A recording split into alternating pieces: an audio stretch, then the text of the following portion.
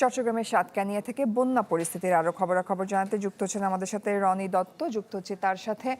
রনি, বানের পানি নামছে, পরিস্থিতি এখন কেমন দেখছেন? দুর্গত এলাকার মানুষের জীবনযাপন কেমন দেখছেন?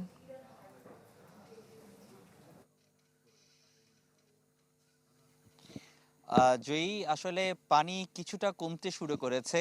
আমি আসলে সাতকানিয়ার বিভিন্ন ইউনিয়নগুলো আসলে ঘুরে দেখার চেষ্টা করছি। কিছুক্ষণ আগে কেউচিয়া ছিলাম, এরপরে ঢ্যামসা গিয়েছি, এখন আসছি এওচিয়া এলাকায়।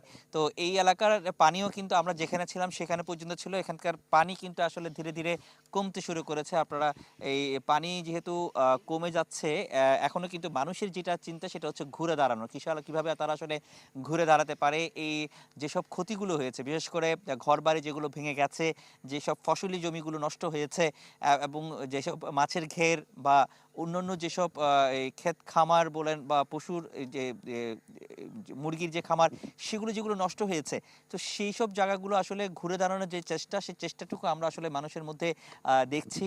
তো মানুষরা এখন হচ্ছে তারা যেটি চাচ্ছেন যে মানুষ এই এই যে ক্ষয়ক্ষতিগুলো যাতে পুনর্বাসন করা যায়, মানুষের কাছে এই যে পরবর্তী যে স্বাভাবিক জীবনে যেন ফিরে আসে, সেই বিষয়টা আসলে এখন গুরুত্বপূর্ণ। তো আমরা দেখেছিলাম এখানে জ্বালানি প্রতিমন্ত্রী তিনি এসছেন, তিনি বেশ কয়েকটি জায়গায় ত্রাণ বিতরণ করেছেন এবং তিনি কথা দিয়েছেন, আশ্বাস দিয়েছেন যাতে মানুষ যাতে পুনরায় যাতে তার স্বাভাবিক কর্মজীবনে ফিরে, তার স্বাভাবিক জীবনে ফিরে আসে, সেই কারণে যে যা করা দরকার সেই সব বিষয়গুলো তারা করবেন।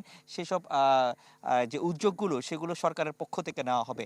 তারপরেও মানুষের যেসব ঘরবাড়িগুলো আসলে ভেঙে গেছে, তারা আসলে অনেকে আমরা দেখেছি যারা আশ্রয় কেন্দ্রে এখনও আছেন। বিভিন্ন মাদ্রাসা বা অন্যান্য যেসব দ্বিতল ভবন আছে সেখানে কিন্তু তারা আশ্রয় নিয়ে আসলে অনেকটা মানবেতর জীবন তারা আসলে সেখানে করছেন। কেউ কেউ অভিযোগ করছেন যে তারা সেখান থেকে যেই প্রয়োজনীয় যে সহযোগিতা যেটি পাওয়ার, সেই সহযোগিতাটুকু তারা এখনো পর্যন্ত পাচ্ছেন না বলে অনেকে অভিযোগ করেছেন। অনেকটাই বলছেন যে কি অনেক জায়গায় তাদের কাছে যে ত্রাণটা আসলে পৌঁছানোর কথা সেটা কিন্তু আসলে সেভাবে পৌঁছাচ্ছে না। এখানে একটা সমন্বয়ের প্রয়োজন আছে এবং প্রশাসন এই সমন্বয়টা যেন করে, সেই বিষয়টিও কিন্তু স্থানীয়রা যারা তারা দাবি তুলেছেন। তো এই ছিল এখানকার সবশেষ অবস্থা। জয়ী। রনি দত্ত, ধন্যবাদ আপনাকে।